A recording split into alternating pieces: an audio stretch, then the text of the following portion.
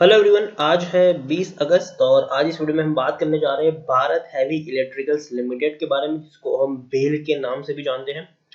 इस शेयर के बारे में आज हम बात करेंगे। 38 रुपीज के आसपास जो शेयर ट्रेड कर रहा है, आज भी 1.5% का यहाँ पर हमें ग्रोथ देखने को जरूर मिला है।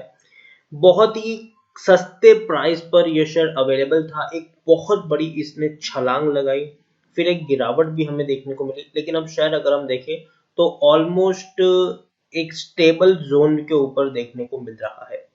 तो इस वीडियो में हम बातचीत करेंगे कि खरीदारी करने का सही मौका है कि नहीं, और जिन्होंने खरीदारी की है उनको यहाँ पर क्या करना चाहिए। तो देखिए, वीडियो को मैं शुरू करूं उससे पहले अगर आपने अभी तक चैनल को सब्सक्राइब नहीं किया है तो प्लीज अभी इसे सब्सक्राइब कर लीजिए, क्योंकि आगे भी बहुत सारे वीडियोस हैं जो आपको काफी ज्यादा हेल्प करेंगे।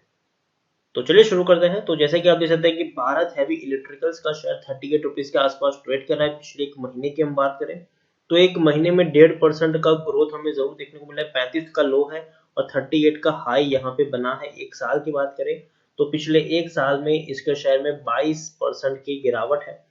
कोविड के चलते, पैंडेमिक के चलते 20 रुपए तक शेयर टूट गया था, लेकिन उसके बाद जो रैली आई थी वो काबिले तारीफ थी। शेयर 43 रुपीज तक चला गया, लेकिन उसके बाद गिरावट हावी हुई और ऑलमोस्ट अगर हम देखें तो शेयर एक जोन के ऊपर अटक चुका है। 35 रुपए से लेकर 40 रुपए के जोन में ये शेयर अटका हुआ है पिछले एक महीने से, ये हम कह सकते हैं।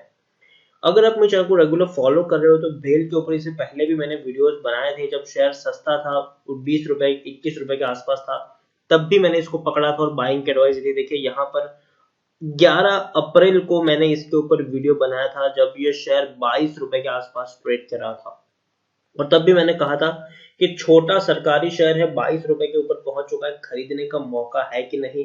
और पूरे वीडियो में मैंने एक्सप्लेन किया था कि क्यों ये शेयर शानदार है, क्यों यहाँ पर रैली आती हुई देखने को मिल सकती है। और बाकी आप सब जानते हैं कि उसके बाद जो रैली आई है कि इसको पकड़ना तक मुश्किल हो चुका है। पकड़ना तक यहाँ पर मुश्किल था। शेयर ऊपर ही ऊपर दौड़ता गया, पैसा आपका डबल हो गया। पैसा आपका डबल हो गया। हालांकि पिछले कुछ दिनों से थोड़ी सी मुनाफा वसूली हावी जरूर हुई है इसके ऊपर, और शेयर 35 से 40 रुपए के जोन के बीच में अटका है पिछले एक महीने से। इतना ही नहीं, अभी 10 अगस्त को 9 दिन पहले ही मैंने वीडियो बनाया था, तब भी शेयर 36 रुपए के ऊपर था। और तब भी मैंने कहा था कि खरीदारी कर सकते हो, डरने की जरूरत नहीं है। और ऑलरेडी खरीदारी की है तो बने रहो शेयर में, आपको अगेन तेजी देखने को मिल जाएगी। डरने की वाली कोई यहाँ पर बात नहीं है। और आज आप देख सकते हैं कि शेयर 38 रुपीज तक पहुंच गया है। इवन तकरीबन 40 रुपए तक पहुंचने की ये शेयर कोशिश कर रहा था। 39.70 रुपीज के आसपास भी ये शेयर आज इसने हाई बनाया था, बाद में थोड़ा सा लुढ़का जरूर है वहां से। मिड कैप शेयर है ये, 13,615 करोड़ के आसपास का मार्केट कैप है। देखिए, आपको शुरुआत में कह दूं कि सरकारी कंपनी है ये। एनएससी में देखिए तो 5 करोड़ से भी ज्यादा का वॉल्यूम ट्रेड यहाँ पर हमें देखने को मिल रहा है। शेयर होल्डिंग की मैं बात करूं तो प्रमोटर के पास 63.17% की होल्डिंग देखने को मिली है। एफआईएस के पास 5.09% की होल्डिंग है। एफआईएस ने एक बहुत बड़ी होल्डिंग अपनी कट डाउन जरूर की है, लेकिन फिर भी एक बहुत बड़ी होल्डिंग एफआईएस के पास है। म्यूचुअल फंड के पास भी 5.87% की होल्डिंग है। इंश्योरेंस कंपनी के पास 10.91% की होल्डिंग देखने को मिली है। प्रमोटर विथ हाईएस्ट होल्डिंग की बात करें तो प्रेसिडेंट ऑफ इंडिया है, जिनके पास 63.17% की होल्डिंग है। एक भी शेयर प्रमोटर का गिरवी नहीं है। 19 म्यूचुअल फंड स्कीम ने अपना पैसा लगाया है। 139 एफआईएस भी यहाँ पर इन्वेस्टेड है।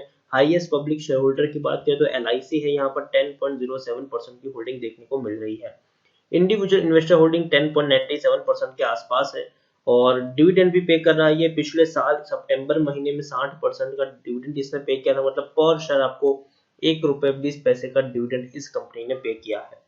भारत हैवी इलेक्ट्रिकल्स की अगर हम बात करें तो टेक्निकल रेटिंग अभी भी इसकी काफी शानदार है, क्योंकि देखिए इनकी जो फ्यूचर है वो काफी बेटर बताया जा रहा है। रीजन ये है कि सरकार जो है, सरकार चाहती है कि जो भारत है हमारा वो आत्मनिर्भर भारत बने।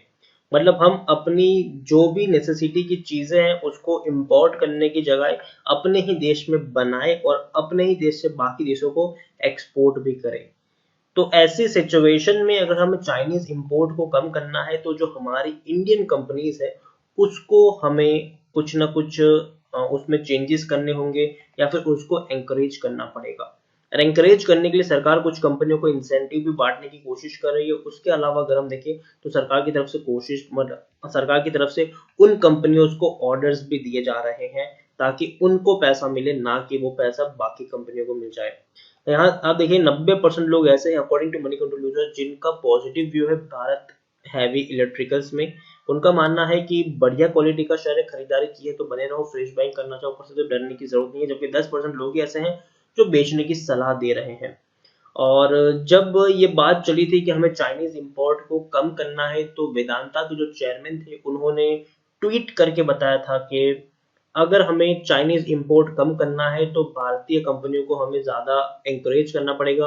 और बेल एक ऐसी कंपनी है जो चाइनीज कंपनियों का सबसे बढ़िया अल्टरनेटिव बन के साबित हो सकती है। और उसके बाद शेयर में एक बहुत बड़ी रैली भी हमें देखने को मिली। हालांकि मार्च क्वार्टर में इनको 1535 करोड़ का नुकसान जरूर हुआ था, लेकिन उम्मीद करते हैं कि जून क्वार्टर में एक बढ़िया मुनाफा यहाँ पर हमें देखने को मिल जाए। कंपनी के मार्च के नतीजे अच्छे नहीं थे, लेकिन फिर भी इनकी जो फ्यूचर एस्पेक्ट है उसके ऊपर काफी ज्यादा दारोमदार यहाँ पर देखने को मिल रहा है। शेयर होल्डिंग की बात करें तो 63.17% की होल्डिंग है प्रमोटर की, और प्रमोटर की होल्डिंग कांस्टेंट है, एक भी शेयर प्रमोटर का गिरवी नहीं है। 5.09% की होल्डिंग एफआईएस के पास है, म्यूचुअल फंड के पास 5.87% की होल्डिंग है और 10.91% की होल्डिंग इंश्योरेंस कंपनी के पास देखने को मिल रही है। देखिए बेल की अगर मैं बात करूं तो सरकारी कंपनी है, और जिस तरीके की सिचुएशन अभी सरकार सोच रही है वो ये है कि सरकार बहुत ही कम कंपनियों को अपने अंडर में रखेगी, और जिन कंपनियों को कंपनी अपने अंडर में रखेगी उसका पूरी तरीके से रिफॉर्म करेगी, उसमें कुछ कुछ चेंजेस करेगी और कंपनियों को सबसे ज्यादा प्रोत्साहित करेगी आगे बढ़ने के लिए। उसके अलावा जो कंपनी सरकारी है, सरकार कुछ कंपनियों को प्राइवेटाइजेशन करने के बारे में भी सोच रही है। तो ऐसे में अगर मैं देखूं तो दोनों ही सूरतों में जो भी सरकारी कंपनीज है उनका यहाँ पर फायदा ही फायदा होना है, क्योंकि डेफिनेटली अगर रिफॉर्म होगी सरकार के पास भी रहेगी तो एक बहुत ही कम सरकारी कंपनियां होगी तो सरकार उसका अच्छे से ख्याल रख पाएगी। अगर प्राइवेट प्लेयर को दे देगी तो प्राइवेट प्लेयर भी उसको अच्छे से चलाना शुरू कर देंगे। तो अभी तो चीजें साफ क्लियर नहीं है कि कौन सी कंपनी प्राइवेट प्लेयर के हाथ में दी जाएगी, कौन सी कंपनी सरकार अपने अंडर में रखेगी। लेकिन फिर भी अगर हम बात करें बेल की तो काफी दमदार कंपनी है ये, और जैसे कि मैंने कहा कि काफी जो चाइनीज कंपनी है उसके इंपोर्ट को रोकने के लिए, इंडिया में ही सारी चीजों को बनाने के लिए भारत हैवी इलेक्ट्रिकल्स एक सबसे बढ़िया ऑप्शन के तौर पर उभर कर सामने आ सकता है। तो फ्यूचर के लिए भी मुझे ये कंपनी थोड़ी बेटर जरूर लग रही है, और काफी सस्ते दाम पर अभी भी ये अवेलेबल है, अभी भी सस्ते प्राइस पर ये अवेलेबल है। पिछले काफी वक्त से इसने अपना जो एक जोन है उसको मेंटेन करके रखा है। आप खुद यहाँ पर देखिए 35 से तकरीबन 40 रुपए का जो जोन है पिछले एक महीने से उसको इसने कंट्रोल करके रखा हुआ है, और मुझे लगता है कि बहुत जल्दी इस जोन से बाहर निकलने की ये कोशिश कर रहा है। अगर 40 का लेवल तोड़ दिया तो आगे ये 45 का लेवल भी आपको दिखा सकता है।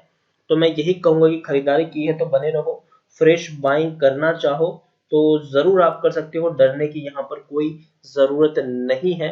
और खरीदारी की है तो बने रह सकते हो, और अगर गिरावट यहाँ से आती है थोड़ी सी तो हर गिरावट पर थोड़ी थोड़ी क्वांटिटी भी ऐड कर सकते हो। बढ़िया क्वालिटी का शेयर है, गिरावट आने पर पैनिक करने की जरूरत नहीं है। जरूर शेयर में आपको 45 रुपए तक के भी टारगेट्स देखने को मिल जाएंगे। तो इसी के साथ वीडियो को एंड करूंगा। अगर आपको वीडियो पसंद आया हो तो प्लीज इसे लाइक कर शेयर करें। अगर आप चैनल पर पहली बार आए तो प्लीज सब्सक्राइब करें, और भारत हैवी इलेक्ट्रिकल्स के बारे में आप क्या सोचते हैं वो भी आप मुझे कमेंट में लिखकर बता सकते हैं। Thank you.